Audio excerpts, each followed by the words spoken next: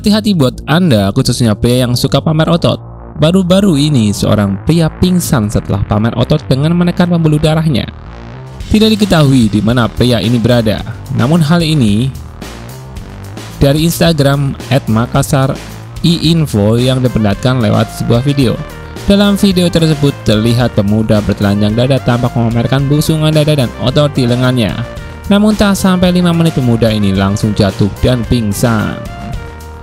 Dalam captionnya ditulis, "Tolong sampaikan ini kepada anak-anak Anda untuk dikirim ke teman-teman mereka juga, karena praktik ini biasanya bagi kaum muda ingin memamerkan otot dengan menekan pembuluh darah untuk membuat otot lebih menarik, tetapi dapat menyebabkan pembuluh darah, otak pecah, dan pendarahan bisa mengakibatkan kematian."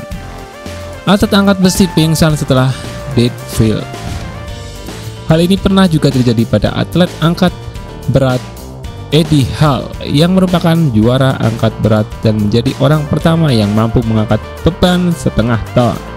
Namun sayang tak lama setelah keberhasilannya itu ia segera hilang kesadaran. Atlet asli Stoke-on-Trent, Staffordshire, Inggris ini selesai melakukan angkatan menakjubkan di kejuaraan deadlift dunia yang digelar di Leeds Arena pada tahun 2016. Namun ia kemudian mengakui prestasi itu hampir membunuhnya. Akibat pecah pembuluh darah di otak menjadi penyebab pria perkasa itu pingsan. Padahal Hall baru dinobatkan sebagai orang terkuat yang pernah hidup. Dua pesaing lainnya berhasil mengejar skor beban Hall sebelumnya yang mencapai 465 kg. Sehingga pria berjuluk The Beast itu kembali ke panggung untuk terakhir kalinya. Hall sekarang telah menetapkan rekor dunia baru setelah sebelumnya mengangkat masalah besar ketika ia pingsan setelah melakukan deadlift. Dengan hidung sedikit berdarah, Hall kembali berdiri di hadapan penonton yang tertegun. Penjelasan Aderai soal kematian atlet binaraga. Penggiat binaraga Indonesia, Aderai, mencoba memaparkan hal yang serius di olahraga binaraga dengan menyampaikan lebih komunikatif. Menurut Aderai, ada dua cara untuk membuat seorang atlet binaraga terlihat memiliki tubuh lebih besar, dengan cara membesarkan dada atau mengecilkan kepala. Untuk cara yang kedua, mengecilkan kepala, tentu jauh lebih sulit.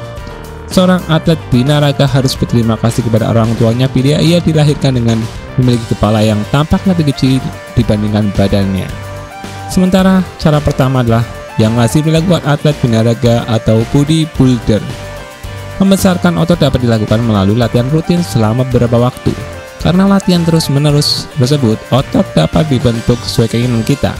Namun menurut Ade, saat ini ada kecenderungan para calon atlet binaraga menggunakan jasa jalan pintas untuk mencapai bentuk tubuh ideal dengan pertolongan obat-obatan hormon maupun steroid.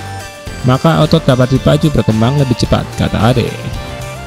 Percepatan itu bahkan bisa memangkas pencapaian hasil 2 hingga 3 kali lebih cepat.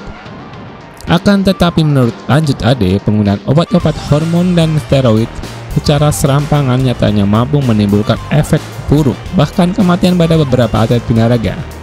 Meski dalam kuantitas lebih kecil, kasus kematian atau kerusakan organ tubuh pada atlet binaraga maupun fitness setiap tahun meningkat. Ia memberi contoh kematian atlet binaraga di wilayah Bandung dan Sukabumi. Pernah ada seorang atlet binaraga yang tampil sebagai juara di turnamen bodybuilding. Di belakang panggung tiba-tiba ia jatuh pingsan dengan mengalami koma selama 4 hari sebelum meninggal, kata Ade.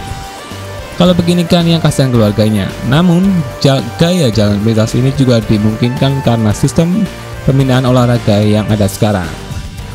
Sementara sanksi yang diberikan sama sekali tidak memiliki efek jera. Karena itulah Ade berharap sistem penjurian juga menekankan pada aspek natural bodybuilding dan fitness. Tubuh yang dinilai harus yang berkembang secara wajar hasil latihan. Untuk itulah kualitas juri untuk waspadai hal ini memang harus ditingkatkan.